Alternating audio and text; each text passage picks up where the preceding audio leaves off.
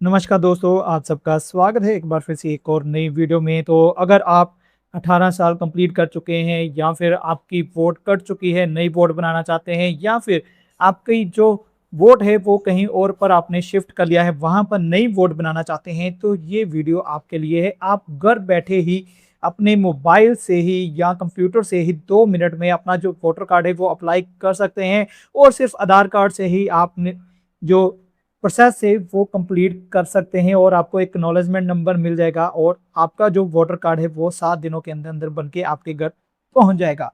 तो क्या है पूरा प्रोसेस, आपको इस पूरी वीडियो में हम बताने वाले हैं। तो अगर आप चैनल में पहली बार आए हैं तो चैनल को सब्सक्राइब कर लीजिएगा ताकि नेक्स्ट जो भी अपडेट्स आएंगी वो आपको मिलती रहेंगी।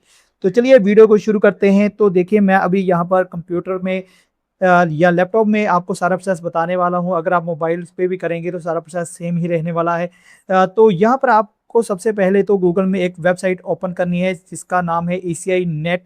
तो जैसे ही आप इसको सर्च करेंगे तो सबसे पहले जो ऑप्शन आपको देखने को मिलेगी ऑफिशियल वेबसाइट eci.net.gov.in की। तो इस वेबसाइट को आपने ओपन कर लेना है। तो जैसे ही आप इस वेबसाइट को ओपन करेंगे तो यहाँ पर आपको वोटर सर्विस की ऑप्शन देखने को मिलेगी। तो आपने वोटर सर्विस की ऑप्शन में आने के बाद यहाँ पर काफ़ी सारी चीज़ें आपको देखने को मिलेंगी, या फिर आप डायरेक्ट voters.eci.gov.in वेबसाइट को खोलेंगे तो भी आप इसी वेबसाइट पे पहुँच जाएंगे। तो देखिए, आपको सबसे पहले तो क्या करना होगा, यहाँ पर एक फॉर्म 6 लिखा होगा, तो आपने इस फॉर्म को फिल करना है। तो पूरा प्रोसेस बताऊंगा, क्या क्या चीज़ें आपको चाहिए, क्या इन्फॉर्मेशन आपने फिल करनी है ताकि आपका जो वोटर का फॉर्म है वो गलत ना हो जाए।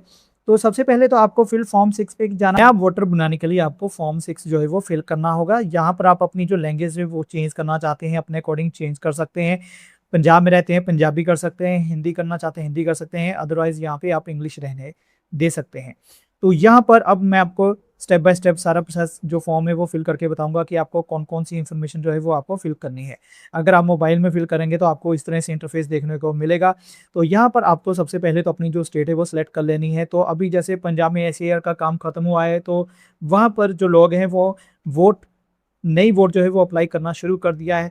तो अगर आपकी कोई और स्टेट है तो आप वो सिलेक्ट कर सकते हैं। फिलहाल अभी मैं यहाँ पर पंजाब स्टेट सेलेक्ट कर रहा हूँ। उसके बाद आपकी जो भी डिस्ट्रिक्ट होगी वो आप यहाँ पे सिलेक्ट करेंगे। सिलेक्ट करने के बाद आपका जो भी नंबर है या असेंबली कंस्टिट्यूंसी है वो आप यहाँ पे सिलेक्ट कर लेंगे। उसके बाद आपको यहाँ पे सबमिट करना है और नेक्स्ट बटन पे क्लिक कर देना है।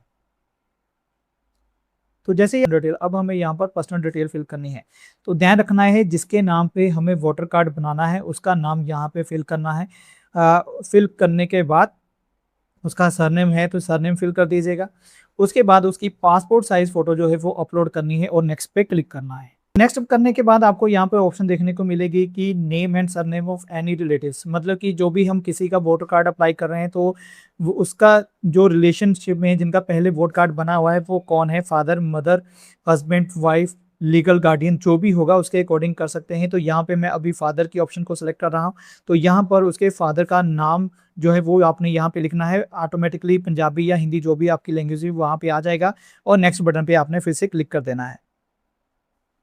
तो नेक्स्ट जो ऑप्शन आ रही है वो है कॉन्टैक्ट डिटेल की। तो अगर आपका जिसका वोटर कार्ड अप्लाई कर रहे हैं तो उसका अपना मोबाइल नंबर है तो सेल्फ कर दीजिएगा। अगर उसका अपना मोबाइल नंबर नहीं है, उसके फादर का मदर का किसी और का मोबाइल नंबर आप रजिस्टर्ड करना चाहते हैं तो रिलेटिव मेंशन अबव कर देंगे तो उनका यहाँ पे आपने मोबाइल नंबर फिल कर देना है।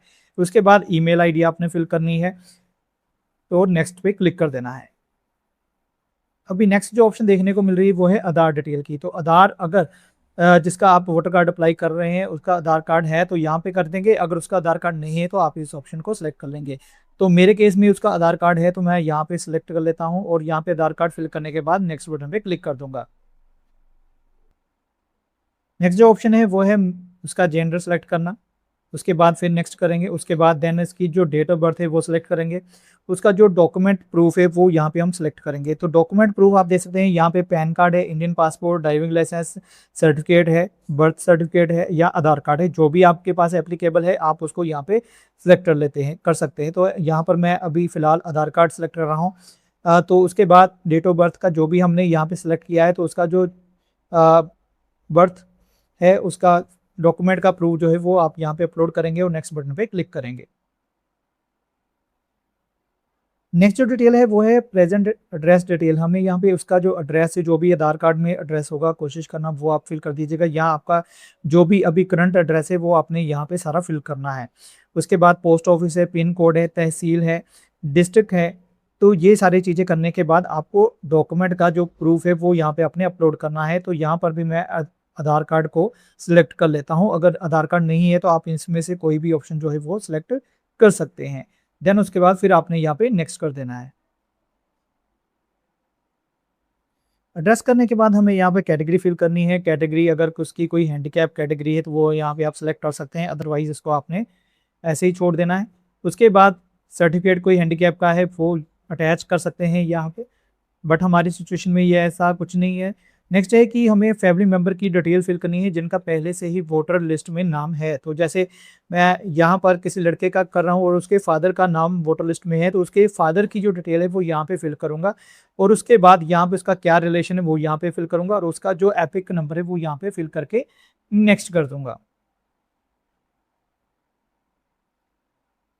देखिए अब जो मेन इंपॉर्टेंट चीज़ यहाँ पे आती है डिक्लेरेशन फॉर्म की। तो डिक्लेरेशन फॉर्म में क्या होगा कि अगर उसका नाम पहले से ही इलेक्टोरल में है, लास्ट एसआईआर में है, तो वो पहली ऑप्शन सेलेक्ट करेंगे। अगर नहीं है तो उसके जो पेरेंट्स की डिटेल है, चाहे फादर है, मदर है, ग्रैंडफादर है, तो उनकी लास्ट एसआईआर में जो डिटेल है वो यहाँ पे फिल होगी। अगर उनका लास्ट एसआईआर में भी नाम नहीं था तो वो आप ये ऑप्शन सेलेक्ट करेंगे।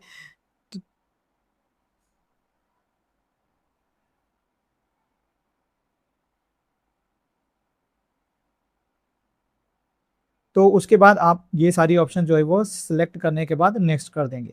बट अगर आपके पास लास्ट आईसीआर की डिटेल है तो वो यहाँ से आप सिलेक्ट कर सकते हैं। यहाँ पे आप उनकी जो स्टेट है वो सिलेक्ट करेंगे। अगर आपके पास अभी एसआईआर की जो नई लिस्ट है वो आ चुकी है तो वो सिलेक्ट करेंगे, अदरवाइज आप ये लिस्ट सिलेक्ट कर लेंगे।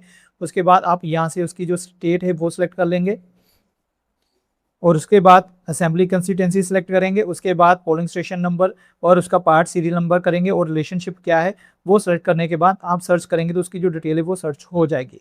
तो मेरे केस में अभी अगर मान लो कोई भी नाम नहीं है तो आप यहाँ पे उसका मदर नेम, स्पाउस नेम जो भी है एप्लीकेबल होगा वो लिखने के बाद नेक्स्ट कर दीजिएगा। उसके बाद फिर से हमें एक डिक्लेरेशन देनी होगी कि आपका जो विलेज है वो क्या है, आपकी स्टेट क्या है, स्टेट सेलेक्ट कर लेंगे और उसके बाद आपकी जो भी डिस्ट्रिक्ट रहने वाली वो सिलेक्ट करेंगे और आप कितनी देर से वहाँ पर रह रहे हैं वो यहाँ पे आप डेट, मंथ और ईयर जो है वो मेंशन करेंगे यहाँ पे। और उसके बाद यहाँ पे प्लेस फिल करेंगे और यहाँ पे आप नेक्स्ट कर देंगे।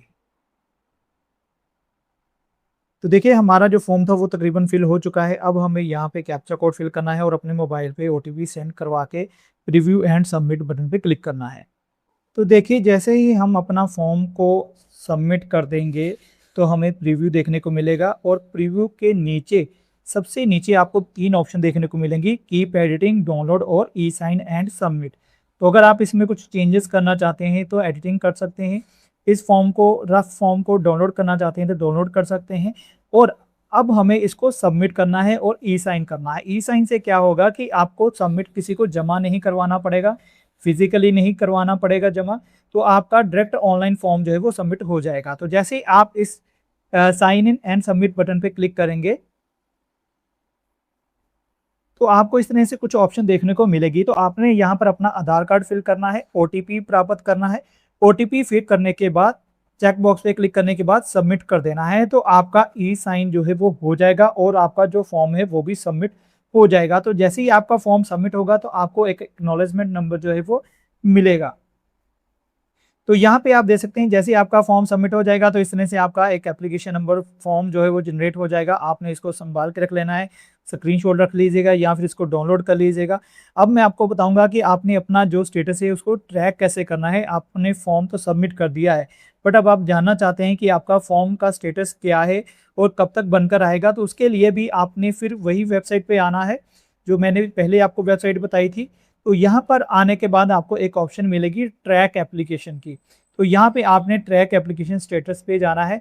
यहाँ पे आपने अपना जो रेफरेंस नंबर आपको मिला था, जो आपका रेफरेंस नंबर था, ये आपका रेफरेंस नंबर था, उसको आपने यहाँ पे फिल करना है और सबमिट बटन पे क्लिक कर देना है। तो देखिए आप जैसे ही अपना सबमिट करेंगे एप्लीकेशन स्टेटस को सबमिट कर देंगे तो यहाँ पे आपको रेफरेंस नंबर, आपका स्टेट क्या है, accountancy, first name, last name, आपका फॉर्म और आपकी जो सबमिशन डेट है वो आपको यहाँ पे शो हो जाएगी और आपका करंट स्टेटस क्या है वो भी आपको यहाँ पे दिख जाएगा। तो इस तरह से आप अपना जो एप्लीकेशन फॉर्म है घर बैठे ही उसको फॉर्म को फिल कर सकते हैं, अपना फॉर्म का स्टेटस ट्रैक कर सकते हैं और घर बैठे ही आप अपनी जो वोटर है उसको अप्लाई कर सकते हैं। अब बात करते हैं कब तक आएगा, तो 7 दिन से 15 दिन का समय लग जाता है। जब तक आपका वोटर कार्ड फिजिकली आपके पास नहीं आता है तो आप इसको वेबसाइट से डाउनलोड भी कर सकते हैं। यहाँ पर ई एपिक डाउनलोड की ऑप्शन दी गई है। तो यहाँ पर आने के बाद आप अपना जो सॉफ्ट कॉपी आपका वोटर कार्ड होगा उसको डाउनलोड कर सकते हैं जब तक आपका फिजिकली वोटर कार्ड घर पे नहीं आता है। तो उम्मीद है सारी वीडियो आपको अच्छे से पता चल गई होगी। फिर भी अगर आपका कोई डाउट है, क्यूरी है तो कमेंट सेक्शन में लिख दीजिएगा। मिलूंगा आपके साथ नेक्स्ट वीडियो में, तब तक के लिए गुड बाय, जय हिंद। वीडियो पसंद आई हो तो लाइक, कमेंट और शेयर जरूर करें और हमारे चैनल डिजिटेक ज्ञान को सब्सक्राइब करना बिल्कुल ना भूलें।